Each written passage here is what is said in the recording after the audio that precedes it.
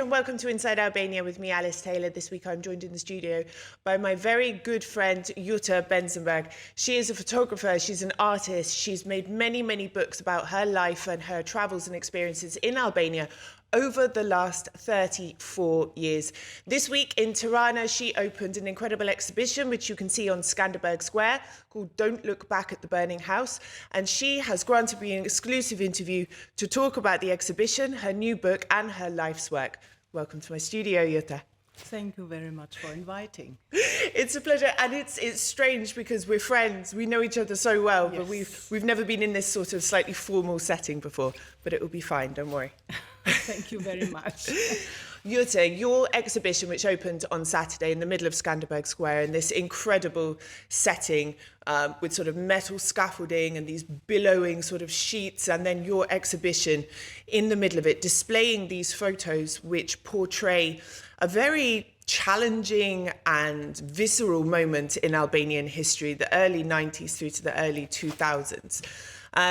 Can you tell me what inspired you to show these pictures? Why now, and why in this particular format?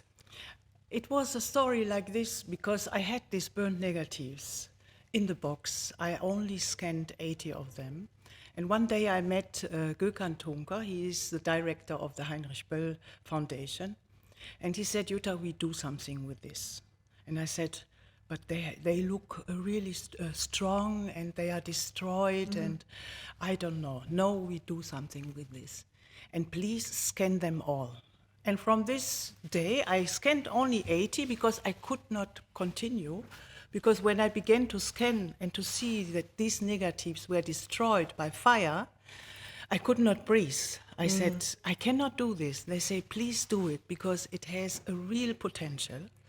So I did it, and something happened to me, as it was a therapy. As more I scanned, as more light it went to me, as more easy it went to me. And I let it, that it was giving me something like a freedom back, because I was blocked by these negatives too. And when they saw this, they say, listen, there's Olsi Hoxha, who designed my book. He is my curator, and as a curator, you work with the artist during the work. And he said, Jutta, please do something with these destroyed negatives. And I said, what can I do with this? Do collages, some art. I said, but I'm a photographer, documentary photographer. What can I do? And he said, I know you can do it. Do it. And I was thinking, and one day in the morning I woke up, I went to my computer, and I worked at Photoshop, and I worked with the negatives and put them together, and I created a new story with this, a new history. And the thing was that normally I'm somebody who is thinking a lot. I was thinking only with my heart in this moment. So everything came smooth, came by itself. It was unconscious, everything, every picture. And it really is like art therapy.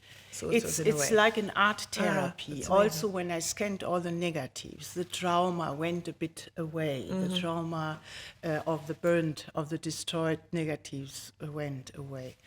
And when I saw the collages, I said, this is really something what tells about me, about my ability to be resilient. This is resilient.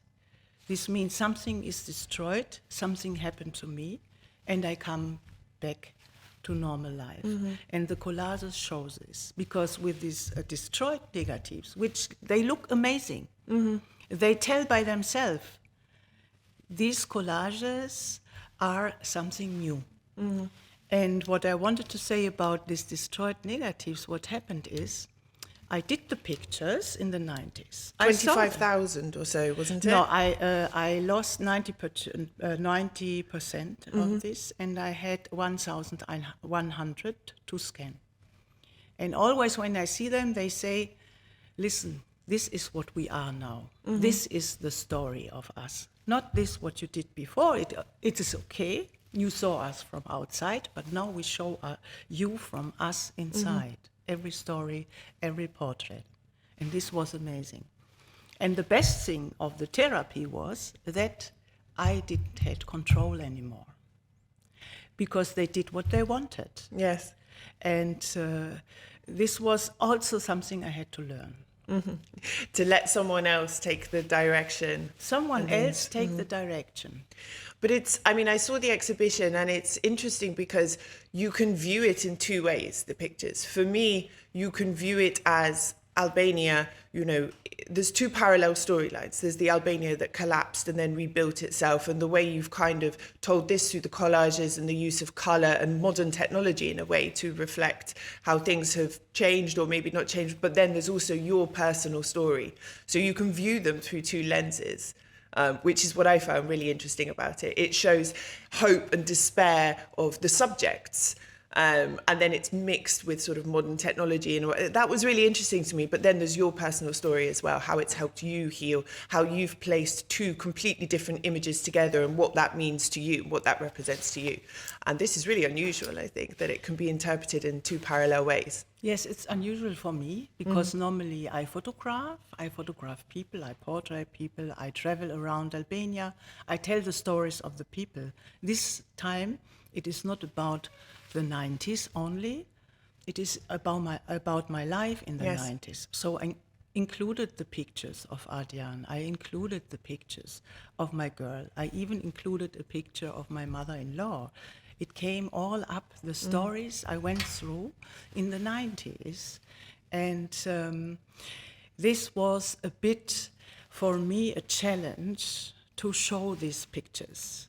Okay, I'm always nervous in front of an exhibition, because you are afraid by the critics. You are afraid that someone say, oh, I don't like this. And as you are an artist, you are very sensitive to this. But in this time, it was very hard. I had sleepless nights. That's what I was going to ask you. When you, like you said, any form of art that you put out there, whether it's a book or a painting or a photograph, it's part of your soul, your creativity that you're putting up there for people to criticize. But because your exhibition is so personal to you, like that's a whole nother layer of fright. It's like you talk to a therapist and then play the recording to the public or something. Yes. So it was a very difficult. But how do you feel after you've done that? After I have done that, I felt very frightened, because I was afraid to do this exhibition. But when we opened the exhibition and I saw the pictures and I saw the reactions of some people, okay, it is open now for 2 days. I could not follow so many reactions, but it was amazing that 2 women, they came. One woman is from Albania, and she was crying. She said, it touched me so much because I grew up in this time. And another woman was from Norway. So she hasn't been here in the 90s.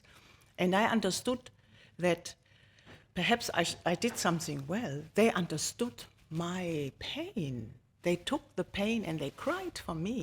And this was amazing. And this was really amazing. How does that make you feel?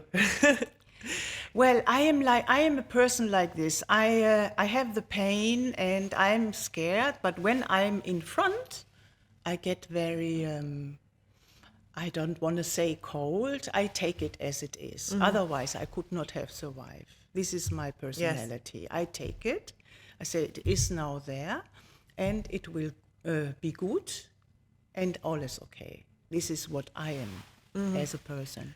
Have you had any negative response or comment from anyone? Because these pictures are so personal and they do show a side of Albania I think a lot of people would rather forget, especially people who lived through it. Has anyone said anything sort of slightly negative to you about it? I must say no. And I was wondering, I was waiting for it. I was waiting for it that they say, how you can, as a foreigner, show this time. No, they were very positive because they understood how I was dealing, dealing with the people, how I work with the people, how the people work with me. They understood that I'm not coming from outside, making the pictures, and I go back. No, they understood that I was living here. They understood that I love what I photograph.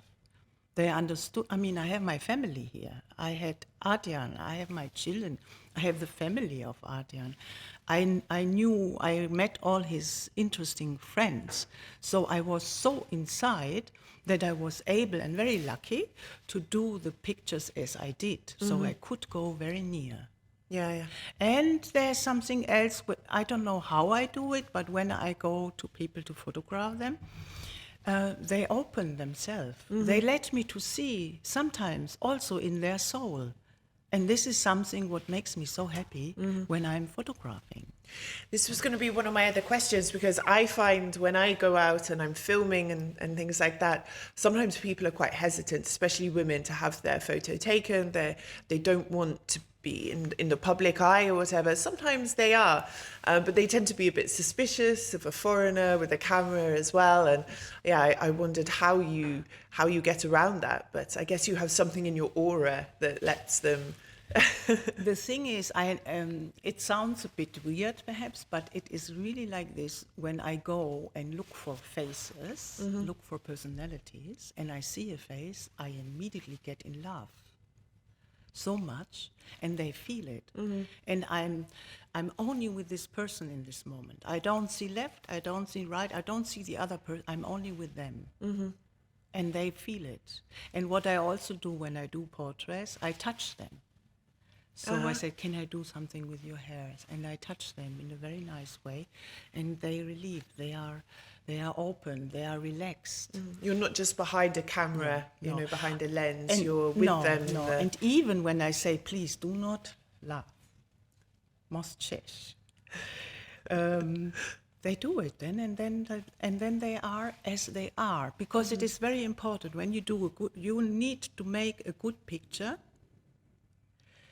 When you don't see in the photograph that there is a camera. Because when you begin with a portrait, there is a special smile. The smile, oh, yeah, there's a camera. I say, Smile. No. Like this. Yeah. It is not like this. I'm not here. And then it works. But when you were traveling through Albania during particularly the 90s, you know, a very turbulent time, were there ever moments that you feared for your safety, or you got into a situation where you felt, oh, this is maybe I'm in the wrong place at the wrong time? You know, you were on the front line of so many things in so many parts of the country. I mean, you've been to places that even I haven't. So I'm wondering, were there ever moments where you felt sort of a real rush of adrenaline because of the situation you were in? Not 1 second. Not 1 second. Because I had the feeling I'm here at home. And I was not scared at all. I'm a person, I'm not scared very easily. So, and not one moment. Because when, as you know, when you are a foreigner, you are protected by the Albanians. It's in their law.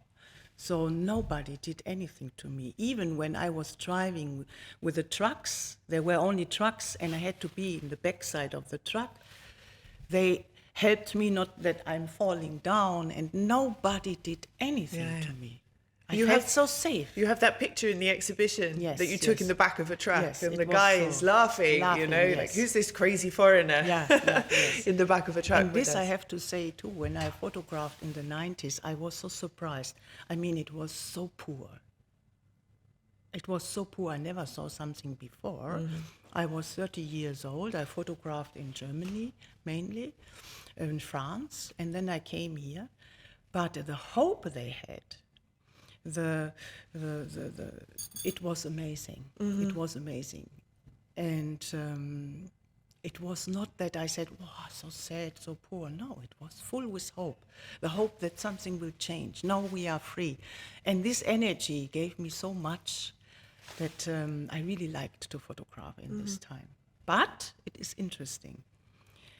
Perhaps because I only photographed in black and white, I dreamed from Albania only in black and white. Why only black and white? I don't know, perhaps because I photographed in black and white, or it was a black and white. I didn't see any color. It can be because I only photographed in winter, in autumn and winter, because the light is more interesting. You have the clouds, the lights. Yes. In summer, I didn't came. It's too bright. It's too It washes bright. things out.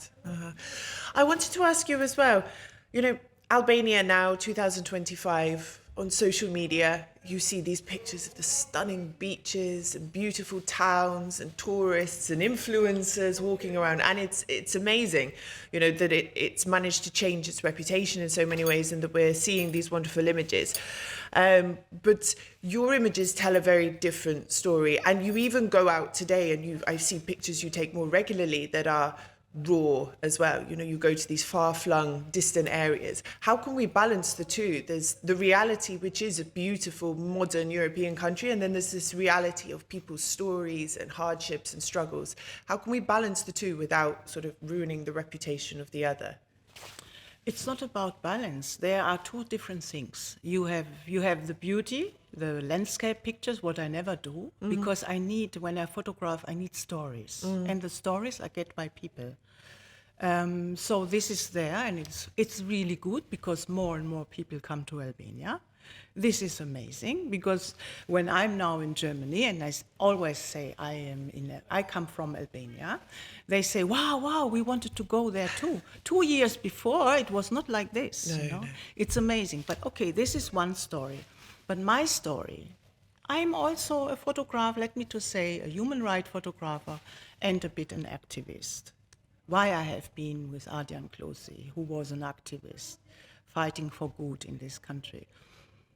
Because I liked his idea and I wanted to do the same, but I do it with my pictures and I continue because for me it's very important still to show the people who are not seen here. Now you have everywhere, as you say, Instagram, beaches, luxus, fantastic. I'm happy. I feel good. But the others, I don't want that people forget them. No. And they have mostly the most interesting stories. Yes. And faces. Yeah. You cannot imagine when I go in a village far away. I did a story about young girls. The title was "I Have a Dream," and I traveled around all the villages in Albania, also in the north, in Haas, to meet these young girls, to photograph them and ask them, "What is your dream?" And I found fantastic young people, young girls, amazing. And this makes me very happy. For me, this is also the change I see, that they are still in the village, but they changed in their mind. The parents changed in their mind. They let them more free, or what they want. The dream of them is a change. It's realizing that dream. That's the next step.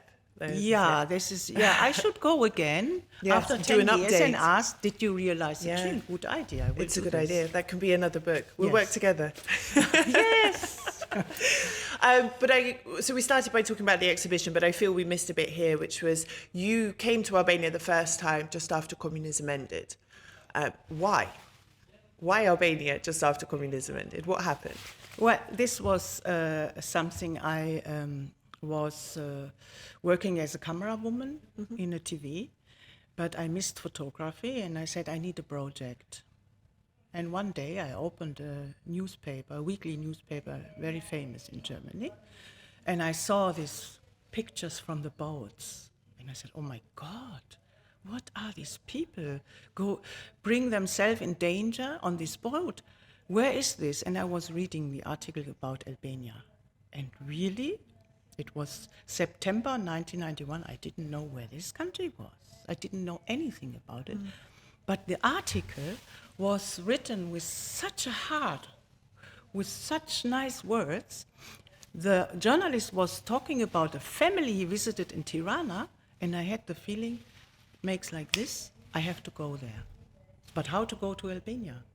So my idea was to call in Munich at the university and ask, do you have some Albanian students? And they were laughing on me. How will you think that there can be Albanian students? But there is an Albanian. His name is Martin Samai.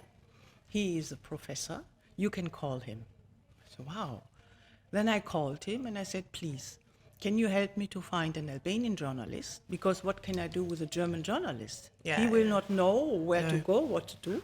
He said, you are so lucky. In 2 weeks, there will come an Albanian journalist to Munich. You can meet him. So the 8th of October, 1991, I went to the Political Academy to meet the journalist, and the journalist was Adrian Klose.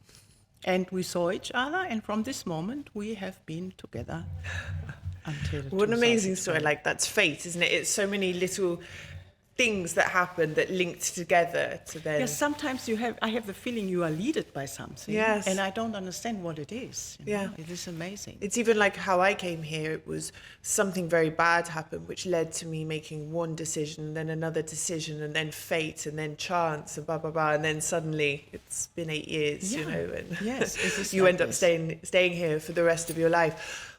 So the first time you touched down in Tirana, the first time you got there, like what were your impressions? What was it like? For me, it was amazing because, I mean, I was in love and I had the possibility to meet his family. And I remember when the mother of Adrian, Yolanda, when she opened the door and I saw her and I said, she's like my grandma's and my mom. It's like my family.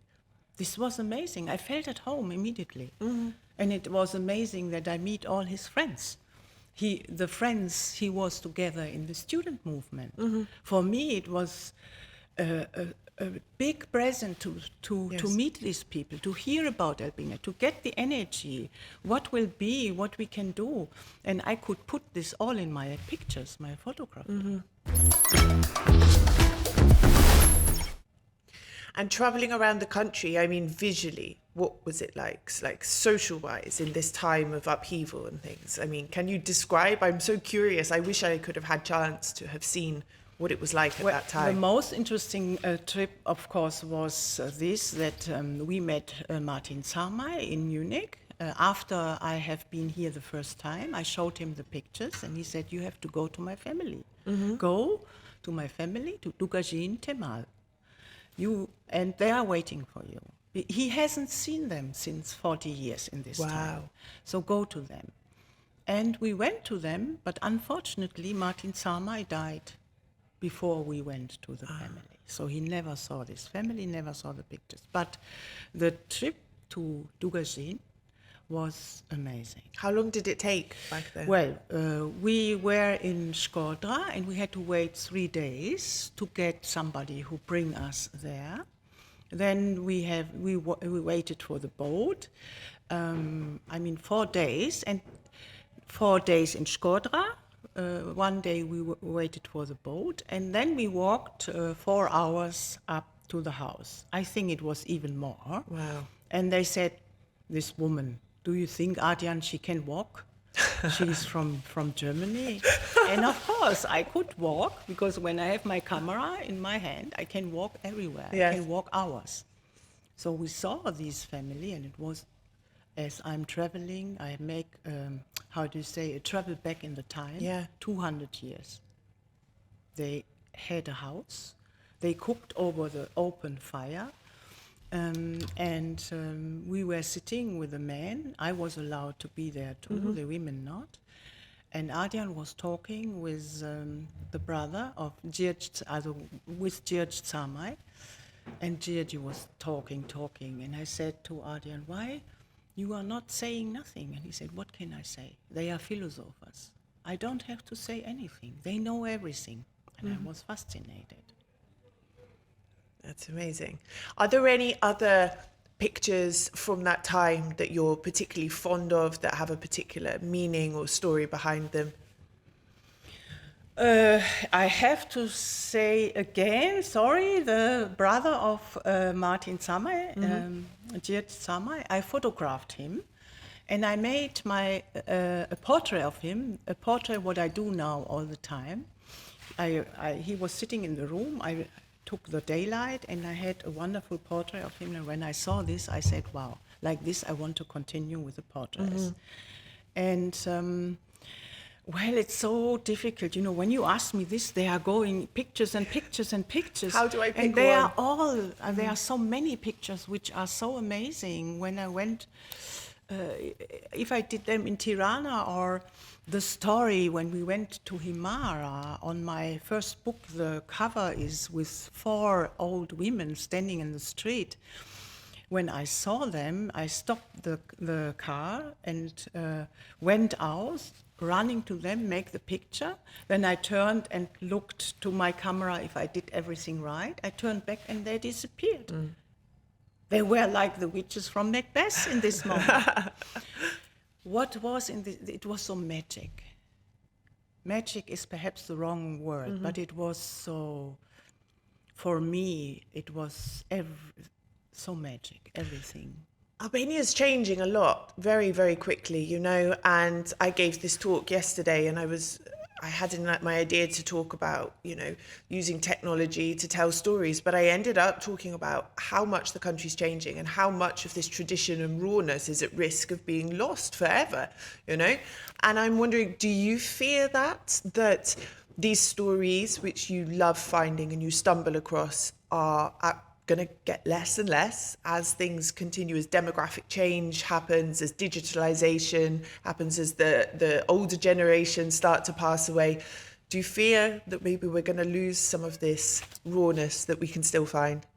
I cannot say this because, I mean, what I can say is that I'm always behind these old pictures and I find them still. Yes. And what I will say, what I wanted to say when the question comes, what do you think about the change in Albania?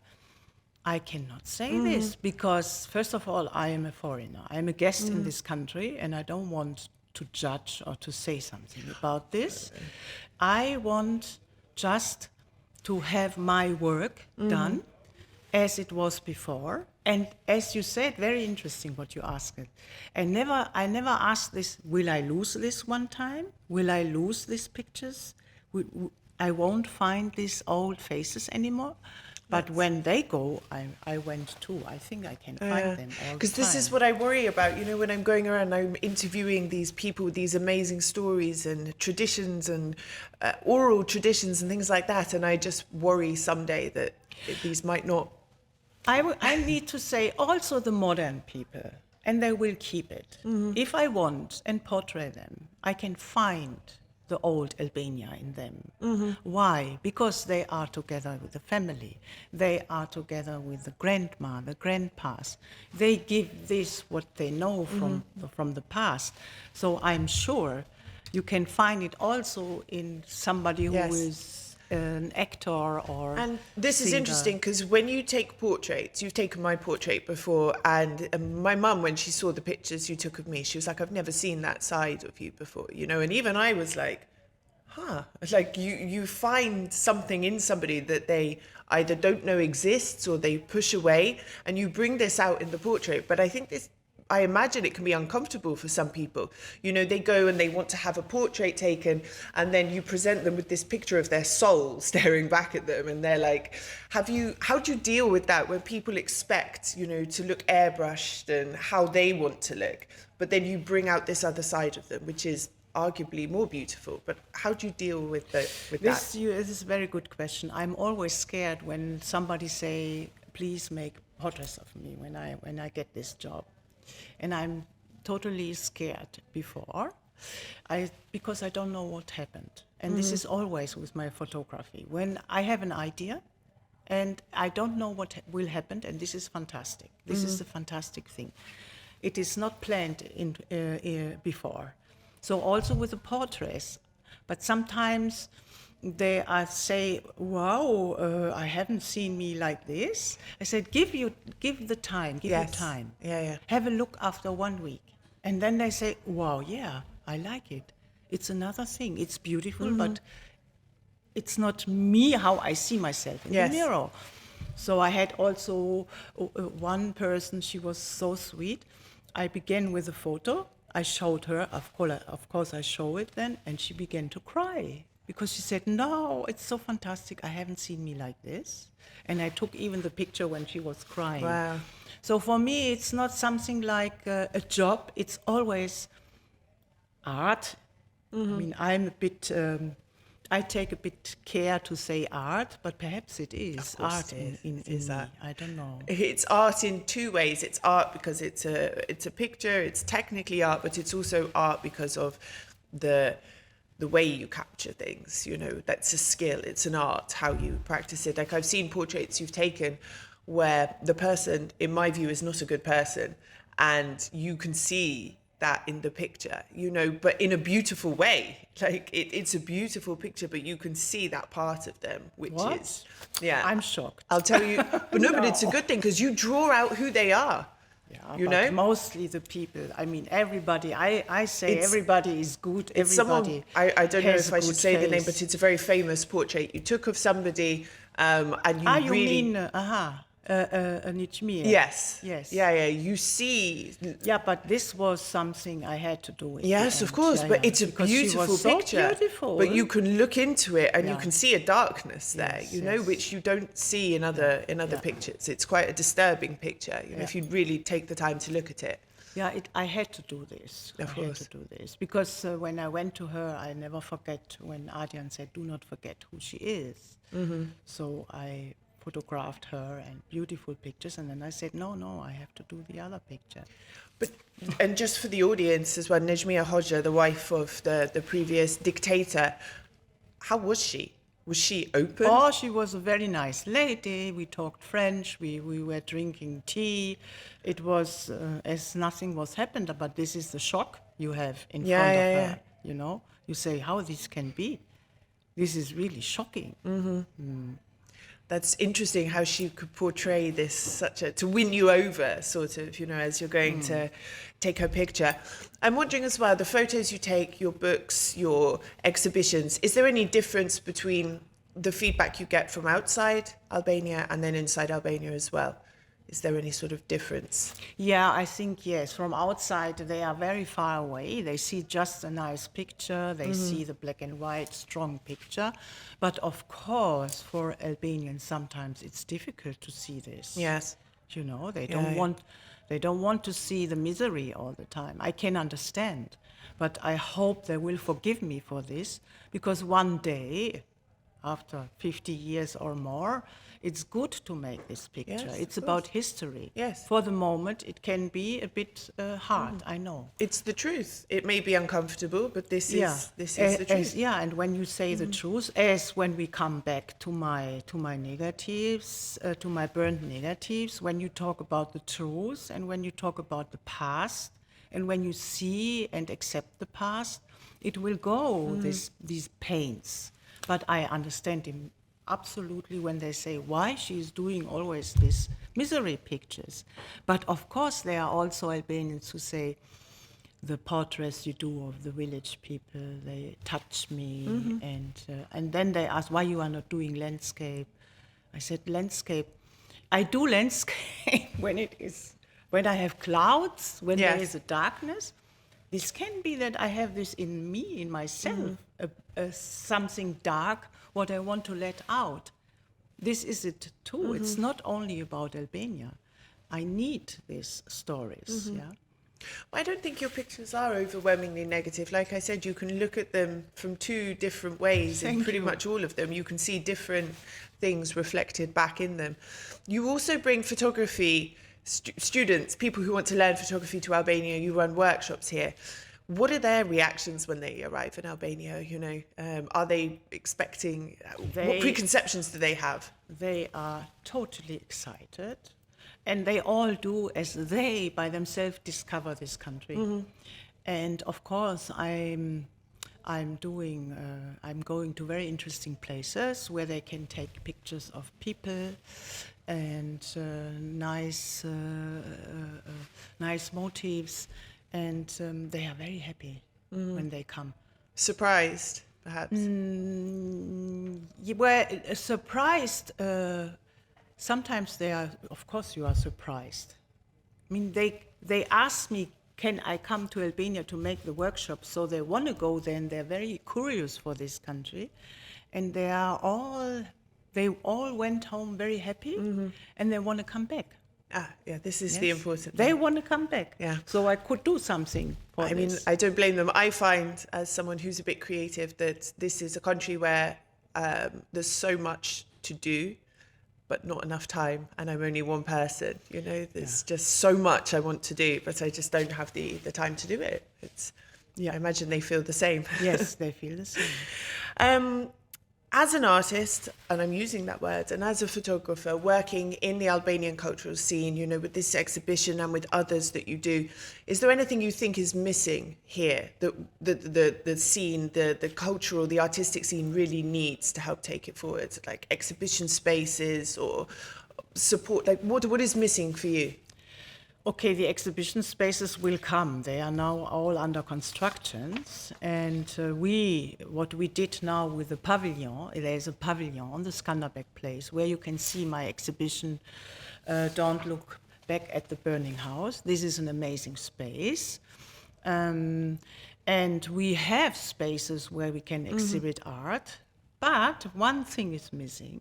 We do not have a contemporary photo gallery here. This is missing. So specialized on photography.